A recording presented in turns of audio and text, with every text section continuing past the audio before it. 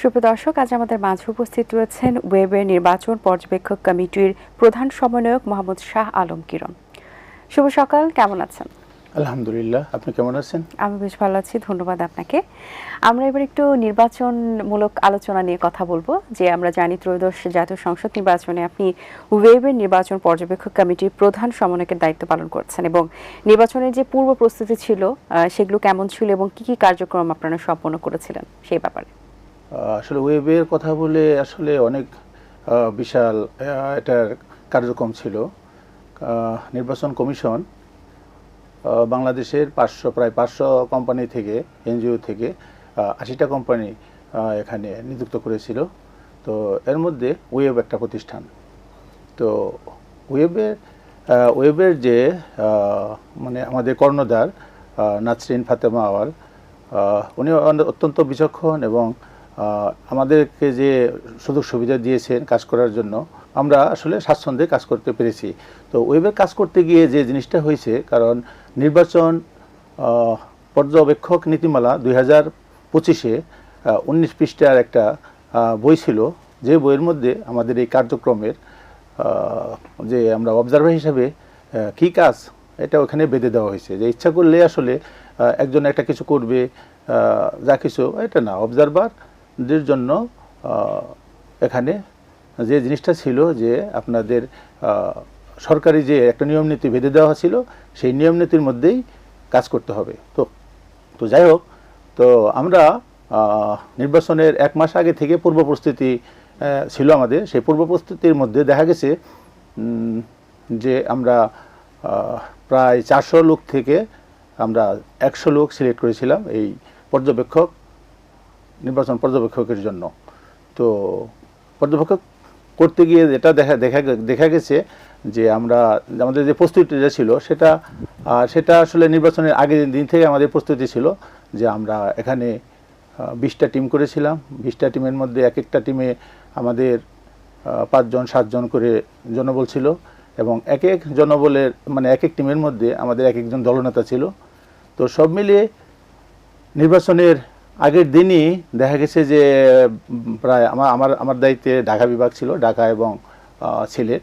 তো ঢাকাতে দেখা গেছে যে আমরা নির্বাচনের আগের দিন 5টা থেকে বা মানে আমাদের যে কেন্দ্র মানে ছিল, আমাদের যে অফিস ছিল, অফিস থেকে প্রায় ঢাকার প্রায়গুলা কেন্দ্রেতেই আমাদের অবজারভার যারা ছিলেন তাদেরকে এখানে পাঠানো হয়েছে, এবং এখানে দেখার জন্য পাঠানো হয়েছে যে আসলে এখানের অবস্থাটা কি। এ ছিল আমাদের নির্বাচনের পূর্ব প্রস্তুতি।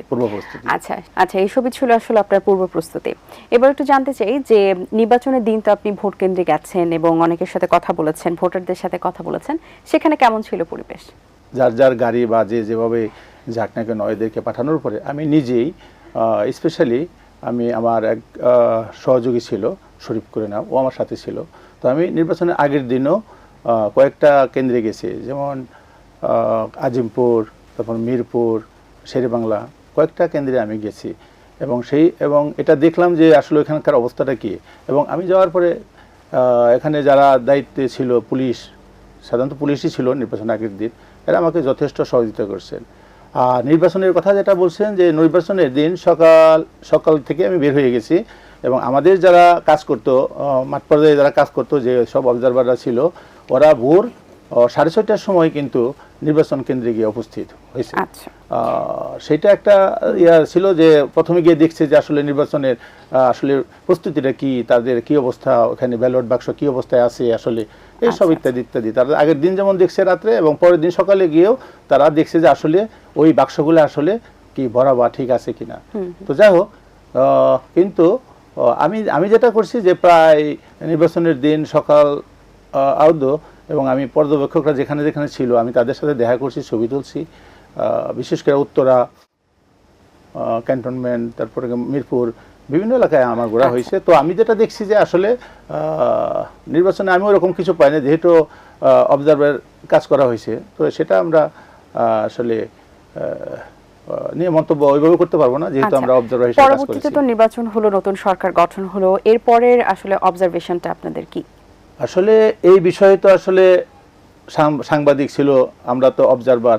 তো অবজারভারদের কাজ যেটা, যে অবজারভাররা কিন্তু যারা আমাদের অবজারভার ছিল ওরা কিন্তু আপনার প্রতিবেদন জমা দিয়েছে আমাদের কাছে, এবং সেই প্রতিবেদন আমরা আবার নির্বাচন কমিশনে জমা দিয়েছি সাধারণত।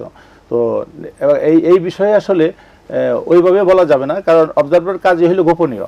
আসলে যে জিনিসটা উঠে আসছে এখানে, এই জিনিসগুলা সরকার নিশ্চয় দেখবেন, এবং পরবর্তী যে নির্বাচন হবে তখন যে ত্রুটি বিচ্যুতি যেগুলো ছিল সেগুলো আমার অবজারভাররা তুলে নিয়ে আসছে এখানে। এবং এই তুলে আনার ফলে হবে কি, নির্বাচন কমিশন হয়তো পরবর্তী সময়ের জন্য বা পরবর্তী নির্বাচনের জন্য সেই জিনিসগুলো তারা হয়তো বা সতর্কতা অবলম্বন করবেন এবং ভালোভাবে হয়তো সেই কাজগুলো করবেন। আমরা জানি যে আপনি লেখালেখি করে থাকেন, তো এবারে কোনো কি বই প্রকাশ হচ্ছে কিনা আপনার? এই ব্যাপারে আসলে ছোট সময় থেকে আমার আসলে লেখালেখির অভ্যাস ছিল, সেই সুবাদেই আমার লেখা। তো আমি আসলে কর্মজীবনে আসলে অনেক জায়গায় কাজ করেছি, তো সেই অভ্যাস তো আছে। এবং আমার একটা বই বের হয়েছে যেটা হচ্ছে আপনার ইয়ের উপরে, বীমার উপরে। আমি যেখানে যে অবস্থায় কাজ করছি সেই কাজকে এখানে তুলে আনা হয়েছে সাধারণত। তো সে যাই হোক, সেই বইটা আমাদের ব্রিগেডিয়ার জেনারেল সাখাওয়াত স্যার, তো নির্বাচন কমিশনার এবং এখন বর্তমানে সাবেক উপদেষ্টা, উনি এটা মোচন করেছেন।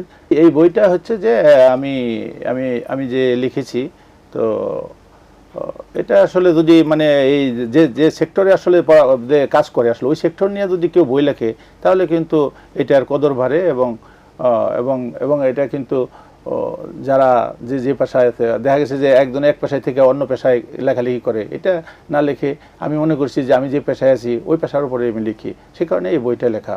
এই বইয়ের নাম হচ্ছে জীবন বীমার কত কথা। আমরা জানি যে আপনি সামাজিক যেসব কাজ রয়েছে সেখানেও আপনি অনেক অংশগ্রহণ করেছেন, আপনি মানুষের পাশে দাঁড়িয়েছেন সুখে দুঃখে, এবং মানুষকে সহায়তা করার আপনার মধ্যে একটা প্রবণতা আছে। এই মানবিকতা আপনার মধ্যে কিভাবে তৈরি হয়েছিল প্রথমে, এবং কেন আপনি এই ধরনের কাজে এত আনন্দ প্রকাশ করেন?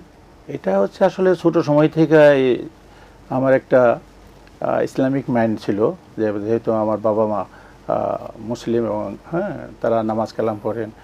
তো তাছাড়া আমি যেমন ছোট সময় থেকে স্কুল মাদ্রাসাতে গেছি, কিন্তু যখনই আমি ক্লাস 6-এ তখন থেকে সাধারণত ভয়েস স্কাউট করতাম, এরপরে কলেজ জীবনে বিএনসিসি করতাম। তো ভয়েস স্কাউট থেকে বাংলাদেশের বিভিন্ন জায়গায় আমি ক্যাম্প করেছি, তারপরে জাম্বুরি করেছি। সেখান থেকেই আসলে আমার এই জিনিসটা গড়ে ওঠা। এবং আমি যদি একটা এক্সাম্পল দিই, যে আমি এইখান থেকে শেখার পরে আমি যখন এসএসসি পরীক্ষা দিয়ে ঢাকা আসি তখন রেজাল্ট হয় নাই, তো আমি খুঁজছিলাম যে আসলে কোথায় ভর্তি হব। তো সেইখান থেকে দেখা গেছে যে আমি তেজগাঁও কলেজের এখানে আমি সাধারণত হইতেছিলাম, মানে রাস্তা পার হইতেছিলাম। ওই সময় দেখলাম যে একটা মেয়ে গাড়ির নিচে পড়ে আছে, অনেকেই দূরে সরে যাচ্ছে। বাট আমি কি করলাম, সেই সময় সেই স্কুল ছাত্রীটাকে গিয়ে ধরে নিয়ে আমি হাসপাতালে গেলাম। তো তাকে ধরতে গিয়ে দেখা গেল যে আমার শরীরেও পুরো রক্ত জড়িয়ে গেল। তো আমি ক্লাস শেষ করে তখন বাসার দিকে যাচ্ছিলাম, তো আমি সেই রক্ত মাখা শরীর নিয়ে যখন বাসায় গেলাম, বাসায় কিন্তু সবাই অবাক হয়ে গেল যে আসলে কি হয়েছে, কোথা থেকে আসছো, কি কারণ। তখন আমি যখন ঘটনাটা আমি বুঝিয়ে বললাম, তখন কিন্তু আমার ফ্যামিলি বুঝতে পারছে যে আসলে ভয়ের কিছু নাই। তো ওইখান থেকে আসলে আমার মানবিকতাটাও আসলে ছোট সময় থেকে, এটা আজকে নতুন কিছু না। আমরা কিন্তু জানি যে আপনি ভালো গান করতে পারেন, আপনার গানের গলা ভালো। তো আমরা কি আপনার কাছে এই রমজান মাস উপলক্ষে একটি গান শুনতে পারি কিনা? গান আসলে ওই স্কুল জীবনেই, যখন আমি ওই যে বয়েজ স্কাউট বিএনসিসি করতাম তখনই বিভিন্ন সময় বিভিন্ন জায়গায় গাইতাম। বিশেষ করে আমি ওই ধরনের গান গাইতাম যে স্কুলে হয়তো মিলাদ মাহফিল হইতো, তারপরে দেখা যেত যে খেলাধুলা হইতো, এরপরে বিভিন্ন জায়গায় যখন জাম্বুরি বা স্কাউটের ক্যাম্প করতাম তখন ওই জন্য গান করা, যেমন 21শে ফেব্রুয়ারির জন্য গান করা হয়তো, এরপর মিলাদের জন্য করা হয়তো, ওই সুবাদে হয়তো আমার গান করা হয়েছে। তো এখন গত 35-40 বছর আসলে আমার গানের তেমন প্র্যাকটিস নাই, কিন্তু ইদানিং আমি একটা গানের রেকর্ডিং করলাম, সেই গানটা হয়তো আমি একটু গাইতে পারি। মুহাম্মদের নাম জপেছিলি বুলবুলি তুই আগে, মুহাম্মদের নাম জপেছিলি, বুলবুলি তুই আগে, তাই কি রে তোর কণ্ঠের গান, তাই কি রে তোর কণ্ঠের গান এমন মধুর লাগে ওরে, এমন মধুর লাগে। মুহাম্মদের নাম জপেছিলি, বুলবুলি তুই আগে, মুহাম্মদের নাম জপেছিলি, বুলবুলি তুই আগে। জি, ধন্যবাদ আপনাকে। অনেক শুভকামনা রইল, ভালো লেগেছে কথা বলে। ভালো থাকবেন। থ্যাংক ইউ, আপনাকেও ধন্যবাদ আমাকে সুযোগ দেওয়ার জন্য, এবং এটিএন বাংলাকেও ধন্যবাদ। সামনে ঈদ, সবাইকে ঈদের অগ্রিম সালাম শুভেচ্ছা, ঈদ মোবারক।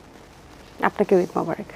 দর্শক, আশা করছি আজকের আয়োজন ভালো লেগেছে। আজ এই পর্যন্তই, দেখা হবে আগামী পর্বে নতুন কারোর সঙ্গে। সেই পর্যন্ত ভালো থাকবেন, সুস্থ থাকবেন, এটিএন বাংলার সাথে থাকবেন। সকলকে আল্লাহ হাফেজ। দিন আসে দিন যায়, সময়টা চলে যায়, তবু আছি এই বেশ ভালো। জীবনটা রঙময়, যেভাবেই হওয়া চাই, নয় কভু সাদা কালো। এই আশাতে স্বপ্ন ভাসে, সুখ হাসে চোখে মুখে, চায়ের চুমুকে।